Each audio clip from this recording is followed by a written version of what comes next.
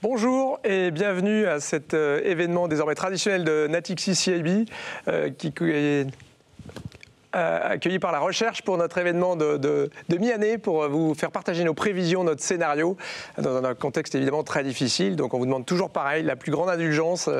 Voilà, les prévisions sont difficiles, surtout quand elles concernent l'avenir, disait Pierre Dac, c'est plus vrai que jamais avec tout ce qui peut changer. Donc on va vous parler un peu quand même surtout de notre scénario central, mais aussi des risques. Et on a décidé aujourd'hui de découpler ça en 3 temps autour de l'inflation. Ça nous semble être vraiment le point clé du scénario, c'est-à-dire qu'on voit bien que ce qui mène les marchés en ce moment, c'est plutôt les taux d'intérêt, et les taux d'intérêt montent à une vitesse plus vue depuis 40 ans, si on en croit les anticipations sur la Fed par exemple.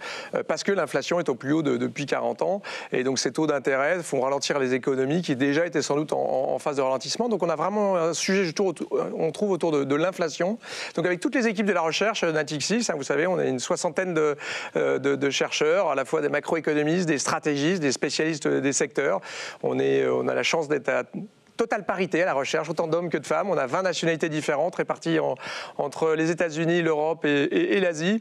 Donc on va essayer de vous faire partager nos réflexions aujourd'hui. On va commencer par de la macroéconomie, puis on suivra avec justement tout ce qui est autour de la transition énergétique. On sent que beaucoup de la réponse à la question où va l'inflation, est-ce que le pic est bien pour bientôt, est-ce qu'on peut encore reparler de quelque chose de temporaire ou est-ce que c'est un nouveau cycle d'inflation, tout ça est quand même très très lié à l'énergie, la transition énergétique. Donc on a un atelier autour de ça. Et puis on terminera avec effectivement parce que compte tenu de la violence du mouvement sur les marchés, c'est des choses qu'on n'a pas vues pour les taux d'intérêt. Le max drawdown sur les taux américains, c'est pas vu depuis 1973. On a des choses en termes de violence qu'on n'a pas vu depuis la grande crise financière. Donc est-ce que c'est le moment de racheter ou est-ce que c'est le début d'un grand bear market? Donc on va essayer de parler de tout ça aujourd'hui ensemble. On a 1 heure, 1 heure et demie. Alors comme d'habitude, le mieux, j'ai les questions sous les yeux. Le mieux, c'est d'essayer de faire ça de la façon la plus interactive possible. Donc à la fin de chaque session de l'ordre de 20 minutes, on aura une session de questions-réponses. Donc pour introduire le sujet, juste un petit mot sur nos idées qu'on a. D'abord, on est dans un environnement évidemment très incertain, beaucoup dépend de plein de facteurs, notamment la guerre en Ukraine. On sent bien que ça peut tout changer, évidemment. Notre scénario central, sachant qu'on travaille sur des scénarios alternatifs, bien évidemment, mais le scénario central, c'est de se dire que ça va continuer. On n'est sûrement pas à l'aube d'un accord, d'un cessez-le-feu, d'un retrait des troupes russes du Donbass, etc. On sent bien que c'est quelque chose qui va durer, que les sanctions vont être là sans doute de façon très, très pérenne. On peut penser à une espèce de situation à la Corée ou à l'Iran, je ne sais pas comment la comparer, mais en tout cas, sûrement une situation qui risque de s'enliser, de durer sur le terrain, et des sanctions, en tout cas, on est très très convaincus de ça, qui vont durer très très longtemps. Donc, l'idée de se passer du pétrole, du charbon, du gaz russe, c'est quelque chose qui est maintenant une nécessité, et donc ça va prendre du temps. On a l'accélération de la transition énergétique, c'est sûrement un des grands facteurs, une espèce d'alignement des planètes entre la nécessité de lutter contre le réchauffement climatique et de devenir indépendant énergétiquement, un peu de retrouver la souveraineté énergétique. Donc ça, c'est quelque chose qui va sans doute rester, il va prendre beaucoup de temps. La transition énergétique, on en parlera, mais sans doute 5-10 ans. Donc on est dans ce scénario-là, et donc il se rapproche de plus en plus pour nous comme de cette stagflation qu'on évoque un petit peu partout. Pourquoi on dit stagflation? C'est un abus de langage parce qu'on n'aura pas de stagnation cette année. Aux États-Unis, on sera quand même en moyenne cette année probablement autour de 2,5. On sera sur la France sans doute, on en discutera avec nos économistes après, mais probablement dans ces eaux-là également. Donc on est au-dessus des croissances potentielles encore cette année. Mais c'est vrai qu'il y a un très fort ralentissement. L'économie mondiale, on la voyait un petit peu en dessous de 6% en début d'année. Et là, on ne cesse de réviser. On est plutôt à 2,5. Donc vous voyez, on révise très fortement. On parlera avec Alicia tout à l'heure de la situation en Chine. On était à 8% l'année dernière, on va être quelque chose autour de 3%. Donc on a vraiment un très fort ralentissement quand même de l'économie mondiale, un gros coup de frein.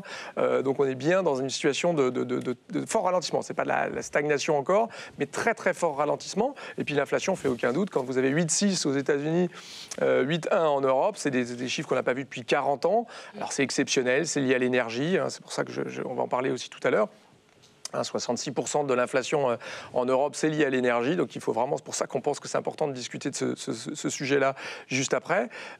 Mais clairement, on est quand même sur quelque chose d'assez exceptionnel. Et donc les banques centrales avaient 2 choix. Elles étaient un peu entre le marteau et l'enclume, Caribe et Scylla, ou la belle-mère et les orties. Je ne sais pas comment définir ça. Mais évidemment, les banques centrales, on doit choisir entre soutenir la croissance ou combattre l'inflation. Et clairement, elles ont choisi de combattre l'inflation avec cette espèce de changement de paradigme, où typiquement, quand vous écoutez écouter la Fed, si on caricature, elle considère qu'aujourd'hui, ce qui fait ralentir l'économie, c'est l'inflation. Et donc finalement, en combattant l'inflation, en remontant très violemment ces taux, les hausses des taux anticipés, les 300 points de base qu'on a anticipés par le marché, c'est des trucs qu'on n'a pas vus depuis plus de 40 ans aux États-Unis. C'est vraiment, on se retrouve sur du Volcker dans l'idée quand même, sur la violence du choc monétaire. Et donc la Banque centrale considère que c'est en luttant contre l'inflation qu'elle redonnera du pouvoir d'achat aux ménages et donc elle soutiendra la croissance. Alors qu'on a toute une autre école qui se dit mais les banques centrales sont complètement procycliques, elles appuient sur le frein au moment où les économies sont déjà en train de ralentir, donc elles vont créer des récessions. Et donc on voit bien tout ce sujet-là sur l'économie américaine qui est vraiment à l'avance de ça pour nous. Et nous on est vraiment plutôt dans le camp à penser qu'on va vers une récession technique aux États-Unis. On voit moins de 1% de croissance au T4 de cette année par rapport au T4 de l'année dernière. Donc on va sûrement passer par une récession technique. On pense que le taux de chômage va sans doute remonter vers les 5% aux États-Unis. Donc que la Fed va accepter le fait de ralentir l'économie. En passant sans doute du coup par une remontée du chômage. Alors toute la question, c'est est-ce qu'elle arrive à le faire de façon douce sans créer de récession. Pour nous, c'est très compliqué. Il est parvenu 3 fois seulement depuis les années 20. Donc c'est très très compliqué pour la Fed d'arriver à ne pas créer une petite récession. Donc nous, on est plutôt quand même dans le camp fort ralentissement de l'économie américaine. D'ici la fin de l'année, on devra avoir moins de 1% au 4e trimestre, 0,9 de croissance aux États-Unis. Et donc pour nous, on va reparler des banques centrales tout à l'heure, elles feront sans doute un petit peu moins, mais quand même, on a vraiment tout qui va dans ce sens d'un ralentissement assez fort de l'économie mondiale et de banques centrales qui n'ont pas tellement d'autre choix que d'essayer d'ancrer les anticipations, d'éviter cette fameuse boucle prix-salaire. On voit bien qu'elle est là aux États-Unis, même si on perd du pouvoir d'achat aux États-Unis. On a 8,6 d'inflation et on a des salaires réels qui ne suivent pas. On a des salaires réels qui sont en baisse de 4,5 au dernier chiffre aux États-Unis. Donc choc sur la consommation aujourd'hui, même si l'énergie et l'alimentation baisse peut-être moins qu'en Europe. Il monte quand même. Le prix du gallon a atteint $5.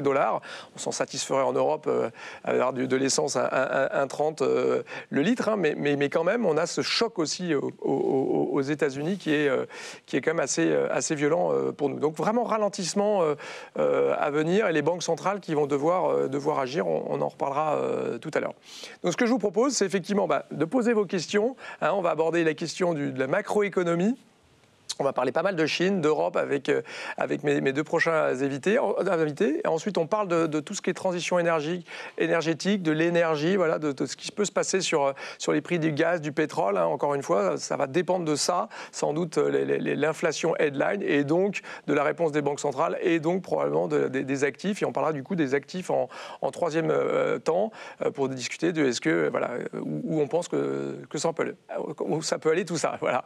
Donc on commence tout de suite avec la macroéconomie, notre premier atelier est-ce que la récession est à craindre à venir. Premier atelier avec la macroéconomie.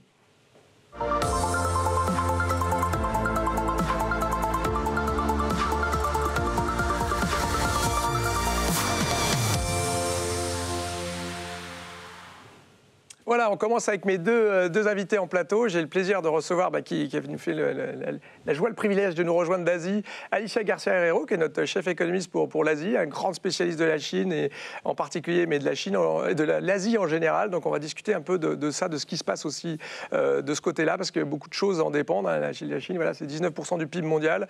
Autant l'Ukraine, la Russie, c'est 2% du PIB mondial, c'est 1% du commerce mondial. Autant ce qui se passe en Chine, ça va probablement être central et probablement également instrumental dans ce qui se passera sur l'énergie. Et puis Jesús Castillo, qui est notre spécialiste de l'Europe, de l'économie européenne, où évidemment beaucoup de choses sont en train de se passer. On est au cœur du sujet de la guerre en Ukraine, on est au cœur du sujet de la transition énergétique, de ce basculement des énergies fossiles vers des énergies plus renouvelables, ou en tout cas moins dépendantes de la Russie. C'est une impérieuse nécessité. Donc j'ai commencé avec toi, pardon Alicia, j'ai commencé par Jesús. On va commencer par l'Europe, qui est quand même au centre de nos préoccupations aujourd'hui.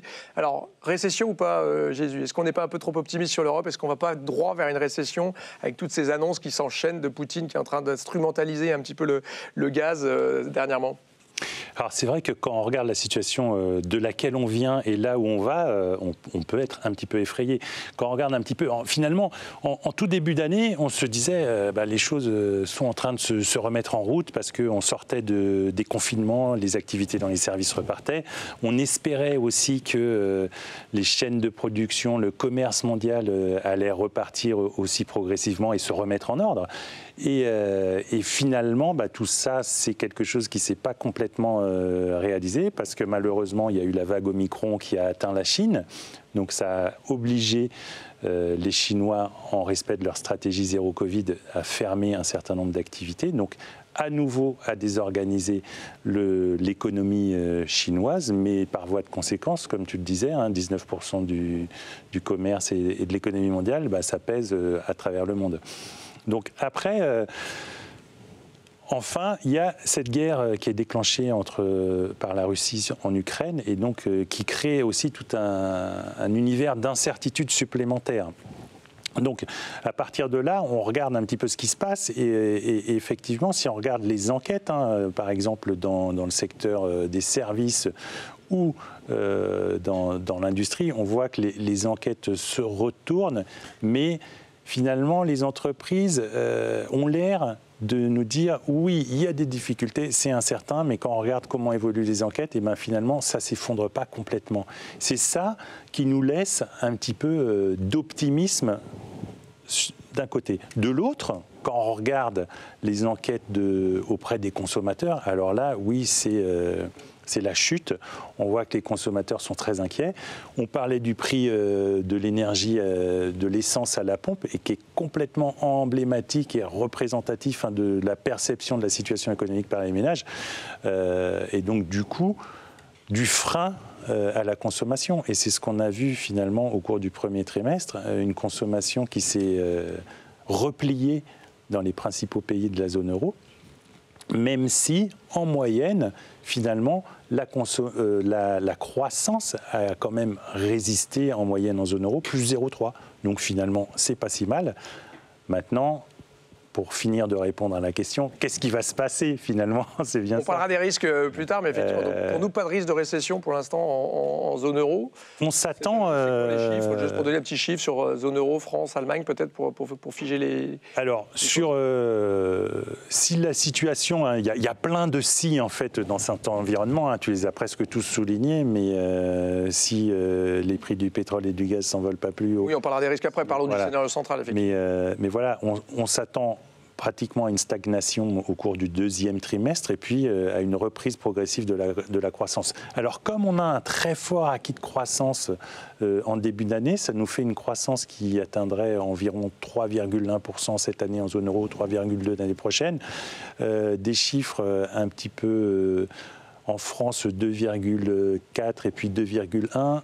En Allemagne, un petit peu moins parce que c'est une économie qui est plus dépendante de son industrie, donc une croissance plus faible cette année à 1,8 et puis qui rebondirait davantage en 2023 aux alentours de 3% aussi. Donc voilà, en gros, on va stagner au deuxième trimestre et on va avoir un second semestre qui va permettre de rattraper gentiment... Alors, beaucoup va dépendre de la Chine, parce que tu évoquais sur la situation de l'Allemagne, qui est évidemment le parangon de l'industrie et de la croissance. C'est vraiment le pays qui s'est le plus ancré dans la croissance mondiale en Europe, très très clairement. Quasiment la moitié des exportations de l'Union européenne vers la Chine sont issues de l'Allemagne. Donc c'est vraiment le pays le plus concerné par ça. Alors justement, est-ce qu'il faut croire à ce rebond chinois? Xi Jinping doit montrer des bons chiffres avant sa réélection avec plein de guillemets en octobre ou novembre. Je ne sais pas quand est-ce qu'il se réunira le Politburo. Mais est-ce qu'on peut croire à ce rebond en Chine, Alicia? Bon, ça dépend de quelle sorte de rebond on s'attend. Alors, il y en aura parce que le second trimestre a été terrible, même plus qu'en Europe. Alors là, on a eu vraiment une situation limite vraiment de manque de mobilité qu'on montre bien... C'est pas Wuhan, parce que c'était même pire, mais ça a duré plus longtemps. On a déjà 3 mois d'une mobilité réduite vraiment en Chine, pour ne pas parler de la mobilité, c'est-à-dire d'une frontière qui reste fermée. Et ça, c'est aussi très important. même pour le reste du monde, parce qu'on n'a pas de touristes chinois. Alors ça devient bien sûr un risque important, même pour les pays qui dépendent de touristes chinois. Mais disons que moi, je pense que le 3e, 4e trimestre, c'est un peu comme ce que je suis à décrit pour l'Europe. C'est un rebond, mais limité. Pourquoi limité? Parce que j'imagine pas une Chine qui se permet d'ouvrir. Parce qu'une fois qu'on a fait vraiment de sacrifices pareils, comment est-ce qu'on va ouvrir complètement juste avant le congrès du Parti communiste au mois de novembre? C'est novembre, on sait que c'est le mois de novembre, oui. C'est pas possible. Alors, la croissance sera limitée. Je pense qu'on a des chiffres de 3,5% pour l'année. Et ça veut dire vraiment pas en V-shape, mais en U-shape. C'est-à-dire que ça va prendre du temps. Et pire que ça, à mon avis, ça ne sera jamais ce qu'il était. Parce qu'il y a aussi des raisons plus structurelles. On voit maintenant sur le panneau l'immobilier. L'immobilier, on voit que ce n'est pas un problème de régulation comme on l'avait avant. Avant, c'était bon. Le Parti communiste ne veut pas que l'immobilier reste le moteur de l'économie chinoise. C'est quoi, c'est un quart du PIB chinois à peu près? Oui, c'est un tiers. Un tiers du PIB chinois, un tiers de l'investissement. Et même au mois de mai, c'est-à-dire on devrait voir, disons, une situation un peu plus laxe, plus facile pour la Chine, et on les voit sur les chiffres des exportations, etc., mais pas sur l'immobilier. La croissance de l'investissement est négative de moins 20. Et ça, c'est un tiers de l'investissement. Alors, pourquoi? Parce que les gens n'achètent pas de maison, parce que la situation... Ils ne peuvent pas les visiter, déjà, ils sont enfermés. Mais même si on ouvre maintenant, au mois de mai, on a vu... Ils n'achètent pas parce que c'est un peu comme l'Europe, les ménages, ils ont peur. Ils ont une situation d'incertitude énorme en Chine. Leur futur dépend d'un congrès du Parti communiste. Ils ne vont pas acheter des maisons juste avant, c'est pas possible. Alors moi, je crois que pour des raisons très claires, manque de mobilité, même externe, et un secteur immobilier qui reste coincé, et je ne pense pas que la croissance peut arriver à l'objectif, disons, à l'objectif du parti de 5,5%. Et en plus, même s'ils voulaient, ils le veulent sans doute, bien sûr, stimuler l'économie, un plan de relance, c'est difficile parce que ils ont fait vraiment, déjà, ils ont accumulé des déficits fiscaux énormes. Ils n'ont pas vraiment la situation qu'ils avaient en 2008, même en 2016. Et comme l'immobilier est une source de revenus fiscaux très important, grâce aux ventes de terrains pour construire, et ça c'est moins 30 maintenant, ils n'ont pas les moyens de faire trop côté fiscal. Et le plan d'infrastructure, on en parle beaucoup, parce que ça peut avoir un impact justement sur les prix de l'énergie, du coup sur l'inflation, sur le commerce mondial. Est-ce que ce plan d'infrastructure, avec ces 6 plots là, sur la 5G, le quantique, l'infrastructure, etc., comment est-ce qu'on peut le regarder? Ça, c'est quelque chose qui est crédible ou pas du tout? Très limité. On voit bien que les émissions de gouvernements locaux, en réalité, depuis janvier, se réduisent. Parce que comment est-ce qu'ils vont investir si c'est-à-dire ils ont besoin vraiment de ressources pour faire face aux dépenses liées au Covid. Alors, les tests massifs que la Chine est en train d'organiser, c'est 2% du PIB pour l'année. Quelqu'un doit le payer. Alors moi, je pense que dans une situation pareille, et en sachant que l'infrastructure ne donnera pas des résultats immédiats quand même, parce qu'on est déjà au mois de juin, le congrès au mois de novembre, on reste tranquille. C'est-à-dire, je ne vois pas vraiment la force de l'investissement côté infrastructure qui pourrait permettre, on a même calculé chez Natixis, c'est 18% de croissance d'investissement en infrastructure. On n'a que 5 maintenant. Alors, c'est pour ça qu'on reste avec une croissance plus limitée de 3,5%. On avait intitulé cette partie le grand ralentissement, c'est vraiment le symbole de ça, sans doute la Chine, mais j'ai toujours ce petit chiffre en visée en me disant qu'on n'est quand même pas loin du moment où le taux de chômage chinois va passer au-dessus du taux de chômage français quand même. Hein. On est à 6,8 je crois, alors c'est le taux de chômage déjà de l'Union européenne, donc on est dans un moment quand même assez particulier, un taux de chômage chez les jeunes, j'ai vu, il y a des chiffres. C'est presque 19%. Et ça, c'est absolument clé pour la situation politique, parce que 19% de chômage entre les jeunes veut dire beaucoup de choses en Chine. Veut dire aussi que peut-être, cette situation de mobilité limitée n'est pas tellement terrible, si on y pense très franchement, parce que ça donne un peu d'espace au gouvernement côté proteste. Et ça commence en Chine. C'est limité, mais il faut quand même y tenir compte. Donc ralentissement chinois, ralentissement européen, mais pas récession. Hein, j'en ai parlé rapidement en introduction, mais effectivement sur les États-Unis, c'est un petit peu la même chose, parce qu'on dit souvent les États-Unis sont exportateurs nets de pétrole, de gaz, donc ça se passe bien. Mais encore une fois, la conso aux US c'est 70% du PIB, donc on a vraiment ce ralentissement aux États-Unis qui vient se caler sur ce qu'on vient de décrire là, un gros ralentissement où nous on fait partie, on était un petit peu dans le bas du consensus, mais on vient de se faire rejoindre un petit peu par tout le monde de ce point de vue-là. Hein, donc on est vraiment un peu en dessous de 2,5% de croissance sur les États-Unis. On est à peine au-dessus de 1,5 l'année prochaine. Récession technique, probablement cette année, 0,9 au quatrième trimestre. Donc on a bien, même aux États-Unis, avec le resserrement des conditions financières qu'on n'a pas vu de telle façon depuis 2008. On voit le pouvoir d'achat des ménages qui baisse. On voit la confiance des ménages qui à des niveaux où normalement la Fed baisse ses taux. Et on a cette Fed qui est partie pour monter de 75, puis de 50. On va parler des politiques monétaires, mais à minima, on a des pas qu'on n'a pas vus depuis 40 ans. C'est la première hausse de 75 BP depuis 94, mais on va sûrement en avoir au moins un autre.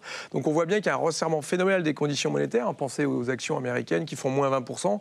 Il y avait une étude de Harvard qui disait que sur les 800 milliards d'échecs distribués en avril 2020, il y avait peut-être 100 milliards qui avaient été s'investir dans les actions. Donc vous voyez bien que l'effet richesse, à la fois de l'immobilier qui baisse, des actions, sans parler du Bitcoin pour certains sûrement jeunes, mais très minoritaires évidemment, mais on a un resserrement des conditions financières, bref, qui est quand même phénoménal aux États-Unis, et un choc sur la consommation assez similaire à ce qu'on a en Europe. Donc on a aussi sur ralentissement aux États-Unis, c'est souvent un truc qui est challengé en disant les États-Unis ça se passe bien, non, ça se passe pas mal, mais ça se pose beaucoup moins bien que ce qu'on pouvait espérer en début d'année. Donc on a là aussi un gros choc. Donc si je résume le propos sur la croissance, si je ne veux pas déformer vos propos, mais c'est bien celui d'un grand ralentissement économique. Alors on voulait vraiment axer ça sur l'inflation.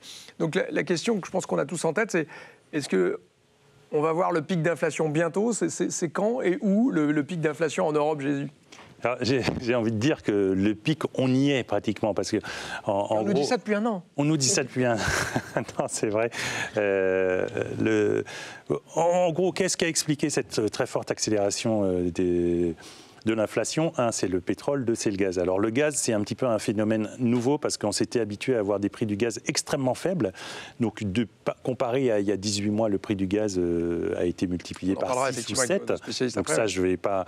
Donc maintenant, tout dépend de comment on anticipe l'évolution des prix de l'énergie. Mais même si les prix de l'énergie restent au niveau où ils sont aujourd'hui, donc ils n'augmentent plus, mais ils ne baissent pas, on va quand même avoir une inflation qui va ralentir mécaniquement, par effet de base, progressivement, une fois que les prix de l'énergie n'augmentent plus.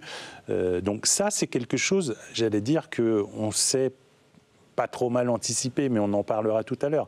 Après, quels sont les autres facteurs de risque qui peuvent déjouer notre scénario d'inflation? Cette spirale salaire-prix, là. La spirale salaire-prix, alors tu as souligné que le taux de chômage en Europe est à 6,2% environ là, au cours du printemps. Donc c'est un niveau de taux de chômage qu'on n'a pas vu même depuis avant la crise financière de 2008. Donc on est presque un plus bas historique, que ce soit en Allemagne, en France, même en Espagne où on est encore à 13%. C'est pas encore un plus bas historique, mais c'est quand même... On vient d'un très très haut. Donc le marché du travail est finalement en train de pas mal résister. Donc il y a bien des tensions dans certains secteurs d'activité parce que les entreprises disent on n'arrive pas à trouver l'embauche, les personnes qu'on souhaiterait. Et quand on regarde l'évolution des salaires négociés dans les accords de branche entre patronat et syndicats de salariés, on voit que les salaires qui sont négociés, les hausses de salaire qui sont négociées ont accéléré par rapport à il y a 18 mois, mais elles ne s'envolent pas. Il y a encore de la marge de rattrapage en fait dans l'économie européenne, contrairement à l'économie on voit que les métals, quand même, 8% annuel, ça commence à faire de l'inflation salariale. Ça commence à faire, mais c'est qu'une partie de l'économie allemande. Et puis, ce n'est pas toute la zone euro qui est dans cette situation-là. Donc, oui, les salaires vont augmenter, et c'est probablement une bonne nouvelle en termes de pouvoir d'achat et de consommation et de croissance. Donc, il ne faut pas voir ça que du côté négatif de la chose. Et puis le dernier facteur sur lequel on a un petit peu plus d'incertitude aussi, c'est les prix des produits alimentaires, parce que ça va dépendre aussi de ce qui va se passer. Oui, c'est sûrement un peu durable. Donc tu dis le pic d'inflation, ça ne va pas rebaisser quand même de façon phénoménale non plus, quoi. Non, mais une inflation qui va rester en moyenne autour de 6,2% en zone euro et encore plus, un peu plus de 3% en 2023 en zone euro. D'accord. Donc voilà, on reste sur quand même un régime qui est un peu différent d'avant. C'est-à-dire quelque part, ça va se normaliser, mais pas sur les niveaux de l'inflation d'avant, si on résume. Non, parce que, y compris l'inflation sous-jacente va rejoindre un régime de croissance plus fort que celui qu'on avait préalablement. Donc oui, on change de régime d'inflation. Et alors, qu'en est-il de l'Asie? Parce qu'on a des questions, n'hésitez pas à les poser, mais notamment sur le Japon, en disant tiens, mais ils sont importateurs aussi d'énergie, il n'y a pas d'inflation au Japon. On a l'air de voir plutôt presque de la déflation en Chine. Alors, qu'est-ce qui se passe là? C'est très différent? Oui, alors c'est quand même une belle question, parce que pourquoi on n'a pas d'inflation? On a d'inflation en Asie, bien sûr en Inde, pas en Indonésie, ce qui est aussi très bizarre, parce que le rôle de prix alimentaires sont très importants, mais pourquoi pas trop? Et moi, je dirais qu'il y a une raison structurelle. L'Asie, en général, sauf l'Inde, a une capacité de production, la Chine, sans doute, très importante. Alors, disons qu'ils ne souffrent pas trop de ces tremblements des chaînes de valeur, parce qu'ils produisent, c'est-à-dire c'est à nous de subir les conséquences des étranglements de chaînes de valeur. Et ça, c'est important. L'autre, c'est qu'ils ont des prix contrôlés sur l'énergie. La Chine, l'électricité, c'est des prix qui ne bougent jamais. C'est les entreprises statiques qui doivent faire face à l'augmentation des prix de l'énergie et couvrir ça avec des subsides. C'est un modèle différent.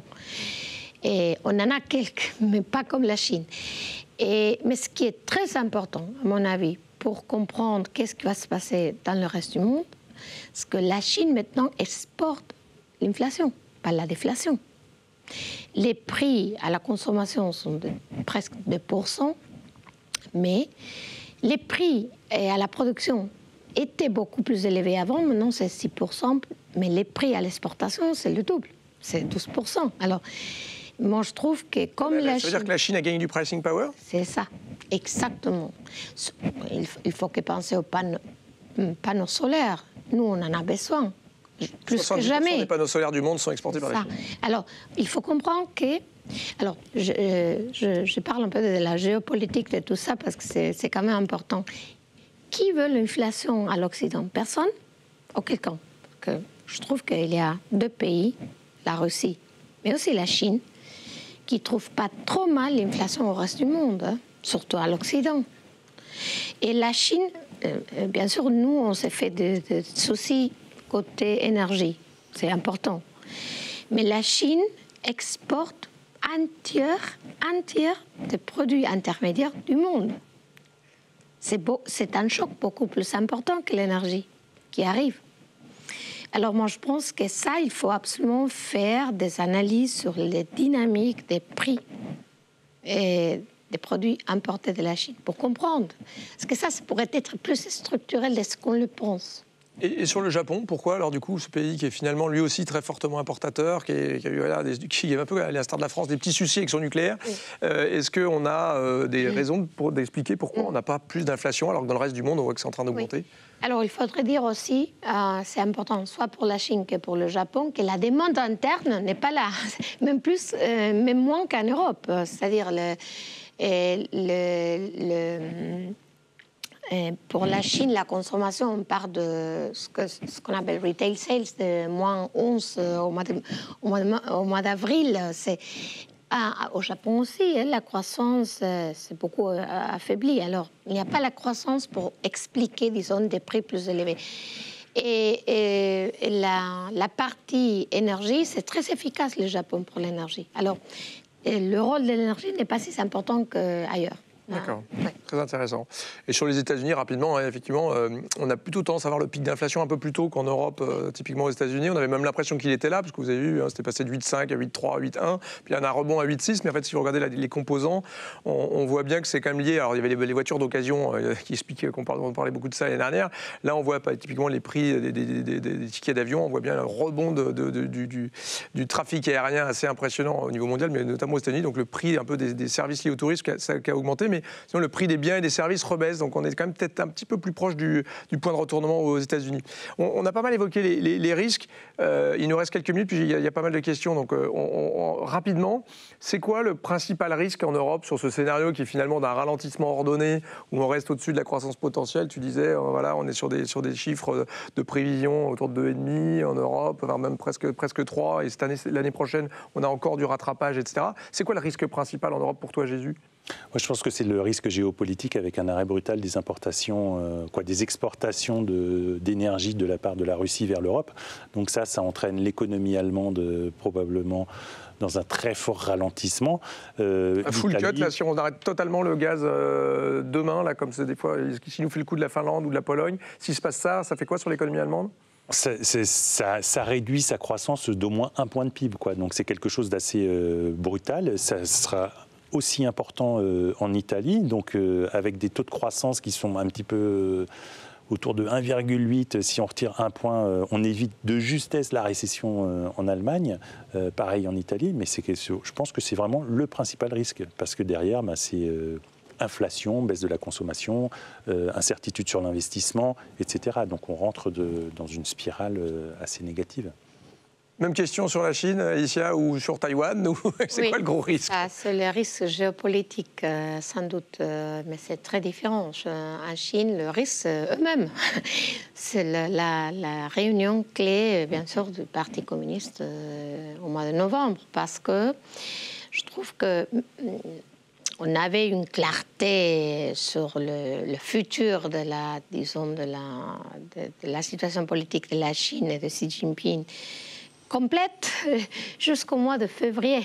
Et ça, les Jeux olympiques, on a tout vu, mais juste après, soit ce qu'on appelle un soutien, disons, limité, mais clé quand même, de la Chine vers la Russie, qui est très coûteux pour la Chine, sans doute, et aussi la politique Covid-0, ça rend Xi Jinping, disons, plus faible. Juste avant sa réélection. Ça veut dire plus inquiétant ou... Pour nous, on ne sait pas quel est le futur au-delà de Xi Jinping. Alors, si c'est inquiétant ou pas, ça dépend de quel est le choix. On ne le connaît pas trop.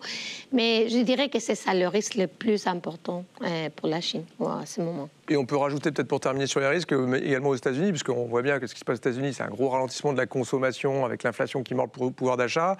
On voit que la banque centrale très procyclique, donc fait dégrader les conditions financières. On en a parlé de façon assez phénoménale. Et vous rajoutez à ça le fait qu'on n'aura sûrement pas de soutien budgétaire. La politique monétaire devient vraiment très... Il n'y a pas vraiment un policy mix très équilibré aux États-Unis qui s'annonce, puisqu'en moyenne, le président sortant perd 28 sièges. Donc c'est quasiment une évidence que l'administration Biden va perdre probablement le Congrès, l'Assemblée et la Chambre. Donc on aura probablement une politique budgétaire très contrainte aux États-Unis où il n'y aura pas de relance budgétaire si jamais il en fallait une pour soutenir notamment la consommation des ménages. Donc on est quand même sur des risques assez marqués. Donc si on résume un petit peu le propos, et puis on va prendre deux questions et on passera à l'atelier suivant justement sur les prix de l'énergie pour continuer le débat. C'est effectivement qu'on a un grand ralentissement dans le scénario central. C'est pas un ralentissement, c'est pas de la stagflation proprement dite. On voit bien que ce soit aux États-Unis, en Europe, ou en Chine ou en Asie, on a un gros ralentissement, mais on reste sur des croissances finalement. Alors à part la Chine à 3, je pense que c'est pas la croissance potentielle, quoique, mais probablement qu'en Europe, typiquement, si on tangente les 3, on sera toujours largement au-dessus de la croissance potentielle. On est toujours dans ce rebond post-Covid. Après tout, l'Allemagne, l'Espagne, l'Italie n'ont toujours pas retrouvé leur niveau de PIB pré-Covid, je crois. Donc on est dans ce petit rebond, donc très fort ralentissement, mais avec des banques centrales qui appuient sur le frein de façon très très nette. On va en parler au troisième atelier. Donc peut-être quelques petites questions pour terminer, et puis on passe au prochain atelier.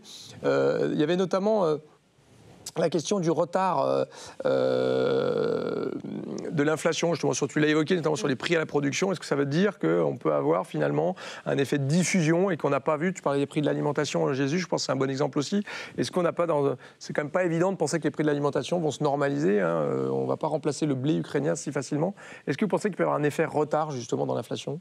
Il y a probablement un effet retard, parce que quand on regarde l'évolution des prix des biens ou des services en zone euro, on voit que historiquement, les prix des biens évoluaient autour de 0,5-1% de croissance par an. On est plutôt autour de 4%, et les services, pareil, on est autour de 4% de croissance. Donc oui, l'augmentation des prix à la production est en train de se diffuser et n'est probablement pas complètement terminée. Il y a une petite question sur les chaînes d'approvisionnement en Chine, justement. Oui. Est-ce que c'est parce que je pense qu'une partie de la réponse à la question, est-ce que l'inflation va continuer ou pas, elle va dépendre aussi des chaînes d'approvisionnement, notamment chinois, tu l'as dit, sur les biens intermédiaires, c'est central.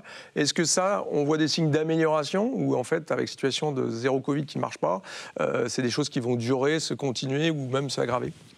Les données montrent une amélioration, et pas encore trop sur le côté aérien. Mais ça, c'est une partie petite du transport chinois. Alors, je crois qu'il y a une amélioration, mais on ne peut pas y compter, parce que la situation Covid pourrait changer demain.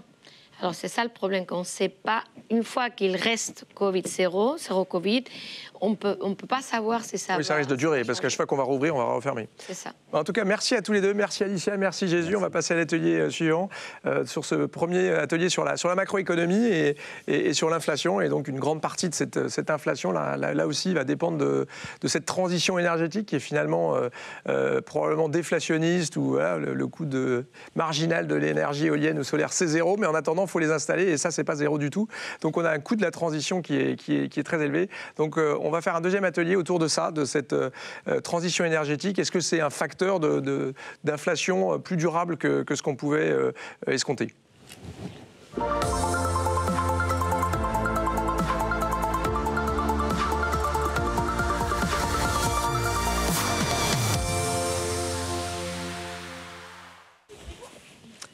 Et bien voilà, on commence avec, j'accueille sur le plateau les trois prochains intervenants, effectivement. Donc Thibaut Cuillère, qui est le responsable de la recherche sur les secteurs prioritaires, voilà, de tous les secteurs que chez Natixis on essaie d'être des experts dans un certain nombre de secteurs. Alors, évidemment, la transition énergétique en est un, mais voilà, il y a l'infrastructure, la mobilité, le digital.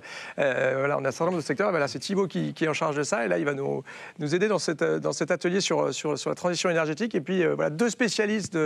Et vous savez que Natixis, on se fait un petit coup de pub, hein, on est dans le top 3 mondial des prévisionnistes sur le gaz, sur le pétrole, sur les métaux. On est très très bien placé également. Donc on a le plaisir d'accueillir deux grands spécialistes de la transition énergétique des équipes de la recherche de Natixis, donc Ivan Pavlovic et Bernard Dada, sur cet atelier. Et ben Bernard, je vais commencer, tu es à ma gauche, je vais commencer par toi. Quel est l'impact sur, en fait, finalement, comment est-ce qu'on doit appréhender ce qui est en train de se passer sur les marchés du pétrole et du gaz ? Est-ce qu'on va manquer finalement d'énergie? Est-ce qu'on va vers des coupures de gaz et d'énergie à venir, vu toutes ces annonces récentes de Gazprom? Oui, donc c'est un problème plutôt européen, disons, qu'un problème international. Donc, du point de vue du gaz, qui est la question la plus importante qui se pose maintenant, jusqu'à il y a une semaine, j'aurais dit que ça se passait relativement bien, que les Européens arrivaient à mettre en stockage du gaz.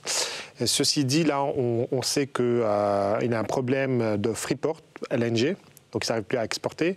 Et les Russes ont dit, au fait, NS1, Nord Stream 1, aussi on a des soucis, il y a une pièce qui manque, du Canada, on n'arrive plus à la recevoir, donc on ne peut plus exporter. On ne peut pas la recevoir parce qu'il y a un embargo. Ça, ou est-ce que c'est une fausse excuse Donc on peut croire que c'est une fausse excuse parce qu'ils peuvent rerouter ce gaz à travers l'Ukraine et la Pologne.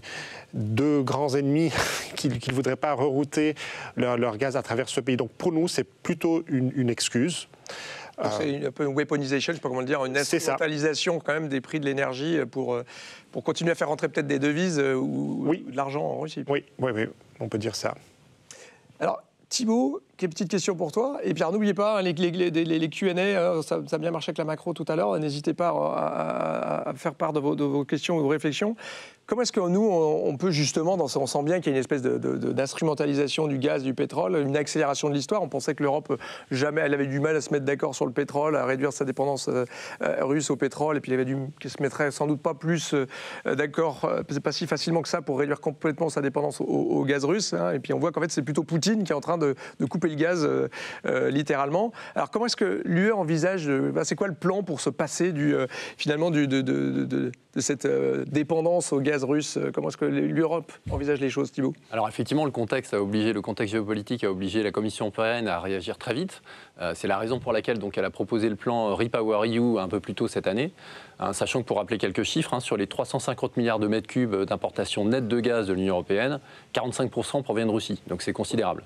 Donc c'est la raison pour laquelle REPowerEU va se baser sur 3 volets. À peu près un tiers. Un premier volet pour un tiers, donc c'est les économies d'énergie, ce qui veut dire notamment aller à la chasse aux pertes de chaleur, mais également renforcer les diagnostics de performance énergétique. Pour un tiers, c'est la diversification des sources d'approvisionnement en gaz pour aller chercher un peu plus de gaz en provenance de Norvège, d'Algérie, mais aussi plus de GNL des États-Unis notamment, ce qu'on a vu depuis le début de l'année. Et puis pour un tiers, enfin, c'est la substitution, donc substitution des énergies fossiles vers des énergies renouvelables, avec un doublement envisagé de la capacité installée dans le solaire d'ici 2025, un déploiement également de l'éolien offshore, et puis enfin une accélération assez considérable en fait, des productions, en tout cas des objectifs de production d'hydrogène et de biométhane, dont Ivan va reparler tout à l'heure sans doute. C'est-à-dire qu'on a un objectif qui est de doubler la part du renouvelable, c'est ça, dans le mix énergétique d'ici 2030, on va passer à 45%, c'est ça ? Tout à fait, de 45%, sachant qu'on est à peu près à 20% aujourd'hui. Ouais. Alors, est-ce que c'est un rêve ou une réalité ? C'est jouable ? Et Ivan, qui est un des grands spécialistes, n'ayons pas peur des mots, sans doute français, si ce n'est plus de l'hydrogène, mais là, c'est pas le sujet. Mais est-ce que c'est un rêve ou une réalité, cette transition énergétique accélérée ? On n'a peut-être pas le choix, mais est-ce que c'est jouable ? Alors c'est contraint et compliqué, mais réalisable. Dans le plan REPowerEU que la Commission européenne a annoncé, il y a une vraie réflexion sur la levée de l'ensemble des obstacles qui sont réglementaires au développement des énergies renouvelables. Parce qu'on voit bien qu'en fait, le développement de ces capacités soulève de plus en plus d'opposition sociétale. Et donc, il y a une vraie prise de conscience au niveau de la Commission de l'ensemble de ces obstacles et donc des propositions très concrètes pour justement accélérer le développement des capacités en levant tous ces obstacles, en harmonisant la réglementation au niveau des différents États membres. Donc ça, c'est un élément très important parce qu'aujourd'hui, la transition énergétique et la substitution justement des nouvelles sources énergétiques aux énergies fossiles dépend de l'électrification des usages. Donc il va falloir plus d'électricité. Il faut décarboner l'électricité et il en faut davantage, non seulement pour accompagner l'électrification de ces usages, notamment dans le transport individuel, mais également pour alimenter les électrolyseurs qui vont produire l'hydrogène. Et Thibault le mentionnait, la cible de développement de l'hydrogène d'ici à 2030 dans le cadre de REPowerEU, c'est x4 par rapport à la cible qui était précédemment affichée par la Commission européenne dans le cadre du plan Fit for 55 qui est en cours d'adoption. Donc on voit bien l'ampleur des enjeux, mais aussi, on va dire, le pragmatisme de la réponse apportée par la Commission européenne dans ces sujets. Alors est-ce que les moyens, typiquement sur l'hydrogène, sont à la hauteur des enjeux? On entend parler des 9 milliards allemands, des 7 milliards français, l'Espagne également qui met. Est-ce qu'on est dans la compétition, on est dans le game, comme on dirait, sur cette course vers l'hydrogène vert par rapport à ce qui se passe en Chine? On voit les investissements massifs là-dedans. On est un peu dans le jeu, là, pour le coup? Alors, en matière de production d'équipements, l'Europe a clairement le lead. notamment sur la mobilité, les électrolyseurs aussi. On a tout un tas de pépites en Europe sur les différentes technologies de production d'hydrogène par électrolyse. Donc là, on peut considérer qu'au niveau industriel, l'Europe a fait un choix qui, pour l'instant, est gagnant, mais qui, évidemment, ne pourra être que validé que si on arrive à développer les capacités, qu'on arrive à amener l'ensemble de ces acteurs qui vont produire des équipements, soit qui permettent la production ou les usages de la molécule à l'échelle industrielle. Donc il y a une double composante. Favoriser la R&D, permettre à l'Europe d'être toujours en avance par rapport à ses concurrents dans la production de ces équipements, et ensuite favoriser le déploiement de l'hydrogène. Et là, ce qui est intéressant dans le REPowerEU, c'est qu'on a vraiment une double dimension. On a la construction d'un marché intérieur et le soutien aux acteurs qui vont constituer ce marché intérieur, mais on a également une stratégie d'importation massive d'hydrogène. Les 20 millions de tonnes d'hydrogène prévus à horizon 2030 dans REPowerEU ont vocation à être couverts à 50% par des importations en provenance de pays tiers. Donc cette double stratégie à la fois de construction du marché intérieur et de construction d'une chaîne de valeur internationale où on va importer l'hydrogène en profitant des meilleures conditions de production solaire et éolienne dans le monde. Et en termes d'usage, tu penses que ce sera quoi finalement l'hydrogène? Ce sera sans doute pas la voiture individuelle, mais peut-être, c'est quoi tu penses les usages de demain de ça? Alors, l'industrie lourde, notamment la production d'acier, mais également l'alimentation des fours dans tout un tas d'activités comme par exemple la chimie ou le ciment, et puis la mobilité lourde. La mobilité lourde, qu'elle soit terrestre, maritime ou aérienne, mais l'hydrogène interviendra comme un combustible ou un vecteur énergétique direct, par exemple dans la mobilité terrestre, mais a vocation à être recombiné avec du carbone, par exemple pour produire du méthanol dans le transport maritime. Et on va dire que dans le transport aérien, la question est ouverte, mais pour l'instant, on va dire qu'on s'oriente vers une utilisation potentielle de l'hydrogène à travers des piles à combustible à horizon 2035. Donc l'horizon est encore loin, mais voilà, on a des perspectives aujourd'hui réelles. Donc c'est intéressant, on voit qu'il y a plein de challenges. On a cité plein de chiffres sur ces ambitions de REPowerEU, de Fit 55, etc. Notamment le photovoltaïque. On nous annonce la présidence française. Alors, on va voir ce qui va en être de ce qui va pouvoir passer. Mais on avait des objectifs de faire x10. Je crois que c'était x3 pour l'Allemagne sur le photovoltaïque d'ici 3 ans. Enfin, on a des chiffres complètement hallucinants. Est-ce qu'il n'y a pas un problème finalement de matière première là-dedans? Parce qu'on est tous en train de dire ce que vient de dire très justement Ivan, c'est-à-dire qu'il faut qu'on passe d'un monde à 80% carboné à 80% d'électricité. Enfin, sans doute que ce n'est pas tout à fait ces ordres de grandeur-là, mais on bascule totalement dans un monde vers une électrification du monde. Est-ce qu'on ne va pas manquer de métaux, Bernard, dans ce monde? Oui, en effet, sans métaux, il n'y a pas de transition énergétique. Donc, on a besoin du métal, que ce soit le cuivre, l'aluminium, du lithium, du nickel, etc., dans diverses choses comme les batteries, comme pour les voitures électriques, pour les éoliennes, pour les photovoltaïques. Donc il faut partir de cette base. Donc la question est, est-ce qu'il y a assez de métal aujourd'hui pour répondre à la demande future de 2030, 2040, 2050 ? Quand on regarde le pipeline des projets qui sont en place par les compagnies minières, on voit qu'il y aura un déficit. Et pourquoi il y aura ce déficit? En fait, dans le mining, il y a un délai de 5 ans de lorsque un mineur prend la décision d'investir et de dire « je veux augmenter ma production » jusqu'à ce qu'il arrive à augmenter sa production, ce qui sera à peu près 5 ans. Donc, avec tout le goodwill dans le monde, oui, les prix sont très élevés, oui, on a besoin du nickel, etc. aujourd'hui, mais on ne pourra que avoir cette nouvelle production dans 5 ans. Mais ça veut dire, est-ce qu'on a le stock suffisant? C'est ça le message? Par exemple, sur le lithium, où on dit que typiquement le cobalt, on voit bien que Tesla est en train de réduire très fortement l'usage de son cobalt dans les batteries. On voit la JV entre Renault Valeo qui se passe de terres rares, qui n'a plus besoin d'aimants dans ces nouvelles batteries, les batteries solides. Bref, on voit bien que comme tout le monde investit, on progresse, mais quand même, typiquement le lithium, on nous dit lithium, on va avoir beaucoup de mal à s'en passer. La demande, je crois que l'AIE dit que d'ici 2040, x40, enfin il y a des chiffres, tu me corriges moi, mais ouais. Est-ce qu'on va manquer de lithium typiquement? On a assez de lithium dans le monde? Non, on a assez de lithium dans le monde, ça c'est sûr. On a assez de métal en tout cas dans le monde. La question qui se pose, c'est qu'il y a certains métaux qui deviennent de plus en plus compliqués à miner parce que la teneur en métal, en pourcentage dans une tonne produite devient de plus en plus faible, de plus en plus difficile à miner. Et donc la question qui se pose, c'est à quel prix? Donc il faut que les prix des métaux augmentent à un niveau où ça devient économique de puiser ces métaux-là. Donc en théorie, oui, quand on regarde les réserves dans la Terre, connues dans la Terre, il y a assez pour arriver à 2050. Mais après, la question, c'est la question du prix. À quel prix? Alors, c'est crédible quand on voit le Nevada qui est en train de se poser la question de rouvrir des mines de lithium, ou même le Portugal. Il y a même des questions en France sur d'aller en chercher, vu le prix justement qui est en train de monter en flèche. C'est crédible, ça, d'avoir du lithium en Europe? On en a au Portugal, on en a en Espagne, mais ceci dit, on remarque que dans les pays de l'Ouest, il y a toujours cette hésitation, ces tremblements de terre. Oui, et plutôt de niveau social où les gens ne veulent pas. On veut importer du métal, mais on ne le veut pas en Europe. On a l'exemple, par exemple, de la Serbie où Rio voulait produire du lithium, extraire du lithium, et là, la population a dit non merci, malgré le fait que c'était un beau projet, un grand projet, etc. Donc c'est ça la difficulté, la grande difficulté en Europe, c'est un peu de pouvoir faire accepter la population locale, qu'on utilise les ressources qu'on a, comme ça on sera indépendant aussi de la Chine. Ça c'est un autre point très important. Un gros problème des métaux, c'est que c'est en majorité détenu par des entreprises chinoises. Donc si on veut une indépendance énergétique vis-à-vis de la Russie, vis-à-vis de la Chine, il faudra développer soit des mines en Europe, soit aussi de l'hydrogène aussi, qui ne requiert pas des métaux. Je continue avec toi. À quel horizon tu penses que raisonnablement, parce qu'on a des targets maintenant sur le charbon là, qui va commencer en août, des targets sur le pétrole d'ici la fin de l'année, des targets de réduire des 2/3 le gaz russe. À quel horizon tu penses que c'est raisonnable de se dire qu'on se passera du pétrole et du gaz russe? Le charbon sera plus facile, on sait, mais... Du pétrole, donc je pense que le pétrole, c'est plus facile de s'en débarrasser, de retrouver un nouveau provider de pétrole, donc tu peux facilement en un an, en même mois. Il faut aussi faire que les raffineries aussi européennes soient adaptées au nouveau pétrole qui arrive. Il ne faut pas oublier que aussi les raffineries ne peuvent pas prendre n'importe quel pétrole. Donc là, elles sont adaptées pour du pétrole russe. Il faudrait régler ça. Par contre, là où c'est plus compliqué, c'est pour le gaz.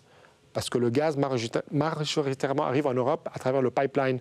Et on a beau à envoyer tout le LNG du monde, il n'y a pas assez de capacité pour prendre ce LNG-là. L'Espagne, la France ont des terminaux, mais sinon... Il n'y a pas assez de terminaux pour tout absorber, il n'y a pas assez de bateaux pour tout absorber. Donc la question du gaz est beaucoup plus compliquée que la question, disons, du pétrole ou de l'aluminium, disons, russe même. Qui est encore un méthanier, je crois que c'est 2 ans à construire et que tout le monde les cherche dans le monde. Donc... Il faut le méthanier, il faut la capacité de produire le LNG, il faut la capacité de regazifier le LNG. Donc c'est assez compliqué, ça. Ça prendra beaucoup de temps pour, je pense, pour s'en débarrasser du gaz européen, du russe, pardon. Ouais.